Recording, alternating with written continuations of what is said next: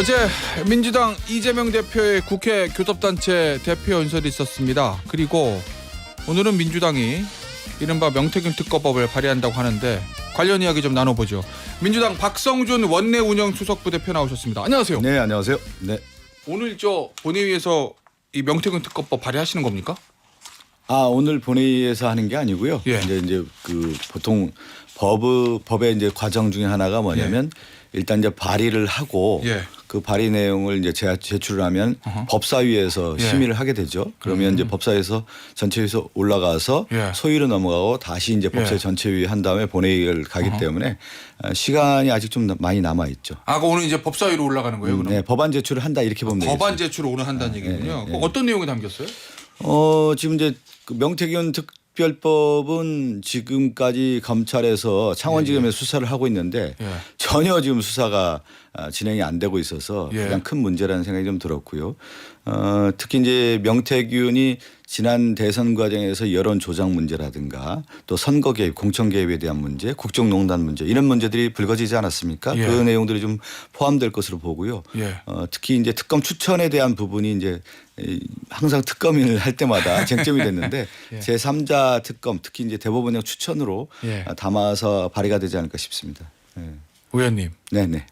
이른바 명태균 씨의 황금폰이라는 거. 네네네. 그거 민주당에서 확보했습니까? 지금 저희들이 뭐 확보하지는 않았고요.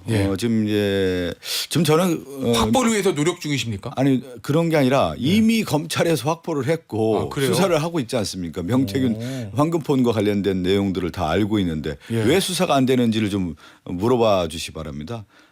명태균에 대한 여러 의혹들이 분명히 다 있었고 그것이 검찰의 수사 보고서를 통해서 윤석열까지 보고됐던 사항인데 왜 수사가 안 되고 있는지 그렇다고 하면은 명태균 특검법을 통해서 이 수사를 통해서 진상을 규명할 수밖에 없는 거죠. 그러면 명태균 씨 황금폰은 이미 검찰이 확보했을 거고 그 수사 보고서를 통해서 이미 대검을 통해서 대통령 부부에게 대통령에게 보고가 됐을 거다 이렇게 보시는 거죠? 아니 이미 이제 11월 4일 날 검찰의 수사 보고서를 통해서 대통령에 보고됐다라는 것은 이미 드러난 거고요. 그 이후에 명태균이 구속이 되면서 황금폰을 확보했고 그 관련된 내용들을 검찰이 알고 있는데 수사가 지금 안 되고 있지 않습니까? 그 수사 내용에 대해서 알고 있어요.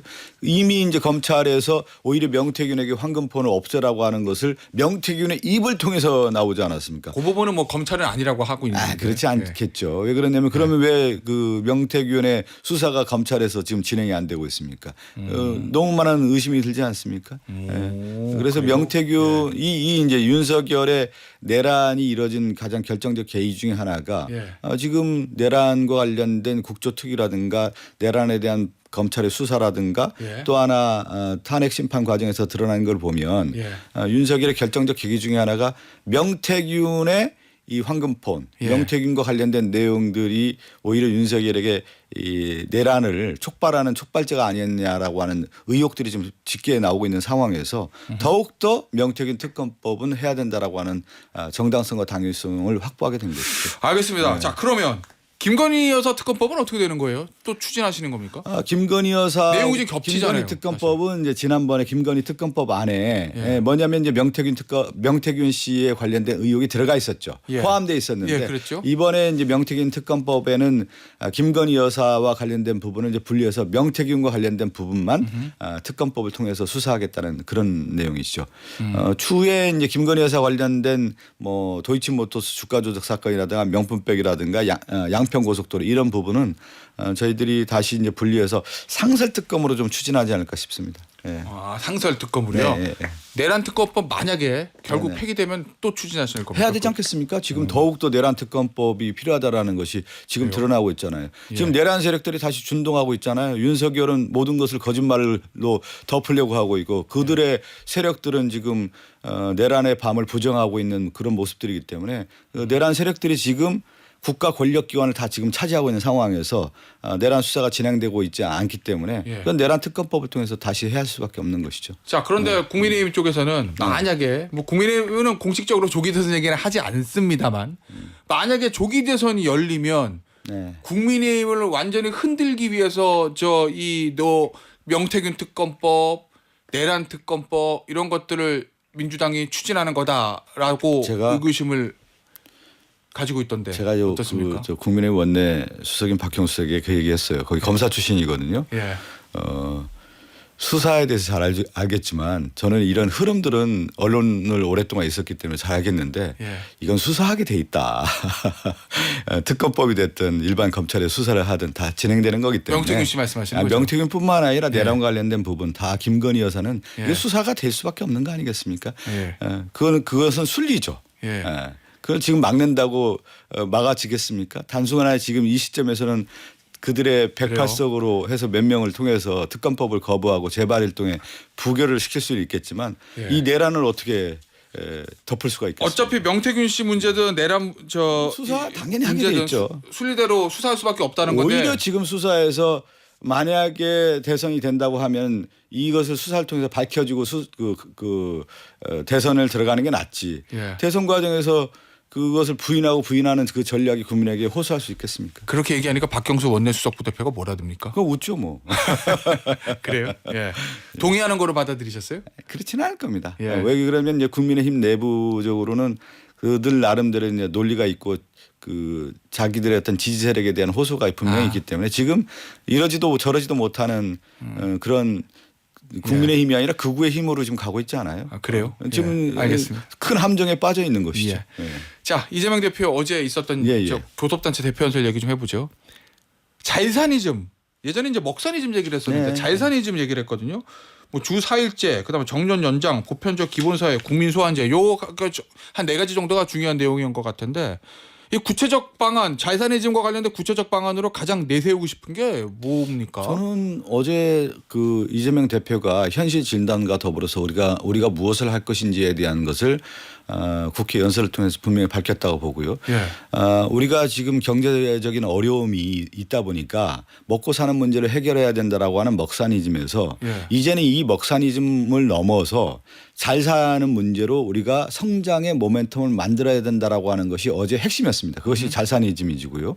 먹사니즘을 넘어서 잘사니즘을 가는 건데 이 잘사니즘을 가기 위해서는 성장 정책이 필요한 것이죠. 그 성장의 방점이 맞췄다. 그래서 A, B, C, D, E, F라고 하는 성장 전략을 내세운 거 아니겠습니까? 예. AI, B, 바이오, C, 컨텐츠, D, 디펜스, 국방산업까지 하겠다라고 하는 부분을 얘기했고 예. E, 에너지에 관련된 재생에너지와 관련된 부분이 전 세계 화두가 된 거기 때문에 얘기했고 F 공장 우리가 얘기하는 일자리 창출을 위해서도 그렇고 지금 특히 사양 산업에 굉장히 어려운 사업들이 좀 많이 있지 않습니까? 그런 사업들에 대한 보존을 해주고 지원해주는 그런 정책까지 다 포괄해서 국가의 성장 전략을 다 내세웠다 이렇게 볼 수가 있겠고요.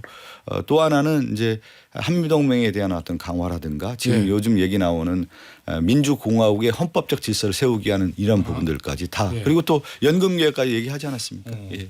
그 전통적으로 민주당 대표의 입에서 성장 나오고 한미동맹 강화 나오면 언론에서 딱 보는 게 우클릭이구나 이렇게 얘기를 하거든요.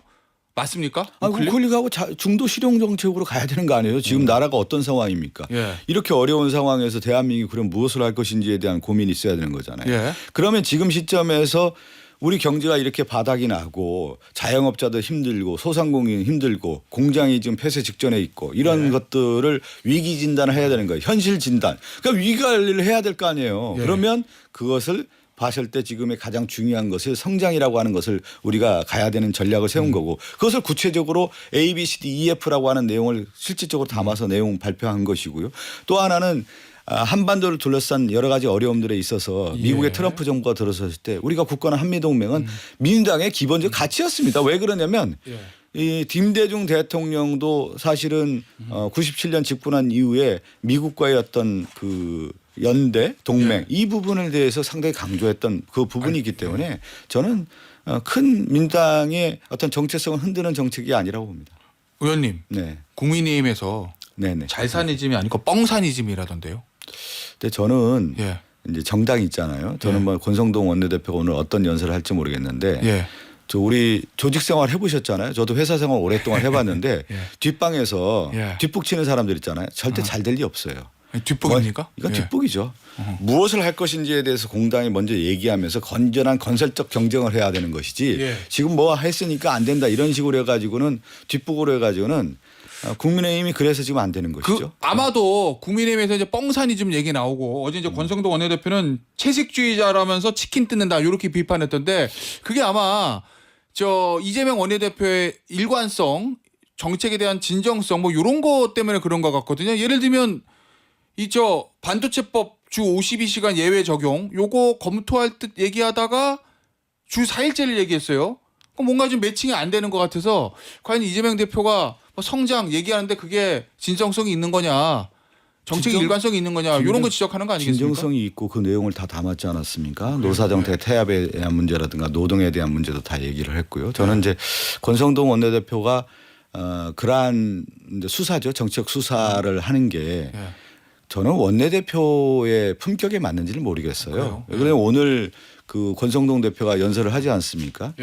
기다려주고 그 내용에 대해서는 실제 이제 대변인 브리핑이나 이런 걸 통해서 해야 되는 것이지 어떤 하나의 문구를 하나 가지고 그냥 이 전체적인 내용을 호도하거나 왜곡시키려고 하는 그 전략이 과연 집권당의 여당의 원내대표로서 맞는지를 좀 모르겠어요. 한번 묻고 싶어요. 그렇게 말장난해가지고 뭘 얻을 수 있는 게 뭐가 있는지. 의원님 그래서 이 반도체법의 주 4일 주 52시간 예외 조항 그거 하기로 한 겁니까? 아니면은 처리한 겁니까? 아니요. 주 52시간 예외에 대한 부분은 이제 노동에 대한 유연화를 얘기했지만 어제도 그 뭐 국민의힘에서 예의를 좀 벗어나서 당대표 연설에 대해서 거기서 뭐라고 할까요? 좀 뭐 소란도 일으키고 그러던데 이재명 대표께서 분명히 얘기했지 않았습니까?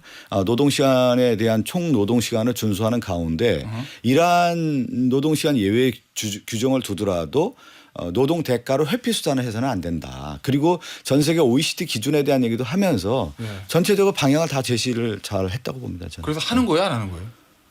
아니 이제 노동시간 52시간 관련된 부분에 대한 부분도 그 예외 규정에 대한 것은 둘 수 있다.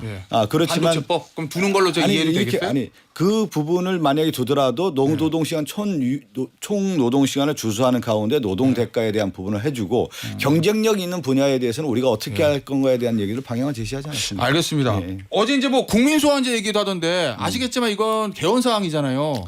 개헌사항일 수도 있고요. 아마 그것은 이제 국회법에 또 들어갈 수도 있는 건 아닌가 모르겠어요. 그건 이제 법적으로 어제 뭐 처음 나왔기 때문에 제가 검토를 하지 않았는데 그거는 어떻게 될지는 한번 봐야 되겠죠. 이재명 대표가 지금 가장 유력한 대선 후보인데 개헌에 대한 의지가 있습니까? 왜냐하면 다른 저 여야를 막느라고 다른 저 대선 주자들은 다 개헌 얘기를 하거든요 지금. 아니 그러면 지금 저는 다른 대선 주자가 누구 얘기를 말하는 거예요? 도대체 언론에 회자되는 사람들이 언론에 회자되는 사람들이 그 사람들이 어떤 민주당의 원로들도 개헌 얘기 많이 하고 들어보자고요. 그러면 지금에 있는 윤석열이 지금 내란 세력들이 잔존하는 가운데 내란이 완전히 진압되지도 않은 상황에서 이 시점에서 개헌을 할 수 있습니까? 그리고 지금 얘기하는 국민의힘은 조기 대선이란 조자도 꺼내지 말라고 하는 그런 뭐라고 할까요? 언령?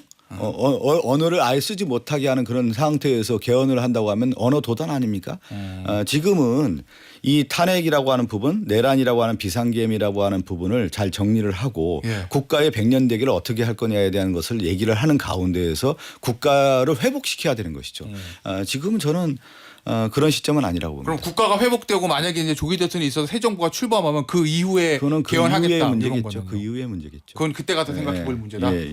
지금은 이제 개헌이라고 했을 경우에는 이제 안정적 관리 하에서의 어떤 개헌 문제가 등장했을 때 여야가 충분한 논의를 통해서 할 수가 있는 문제인데 지금 내란이 지금 진압되지도 않은 상태에서 어떻게 개헌 문제가 탄력을 받을 수 있겠습니까? 그건 상식적으로 맞지가 않죠. 알겠습니다. 그건 언어적 수사라고 봐요. 정치적 수사. 자기의 어떤 정치적인 무슨 지금 예를 들어서 여타의 후보들이 지금 나오면서 사실은 조기 대선에 조자도 꺼내지 않으면서 밑으로는 다 대선 준비하고 있는 거 아니겠어요.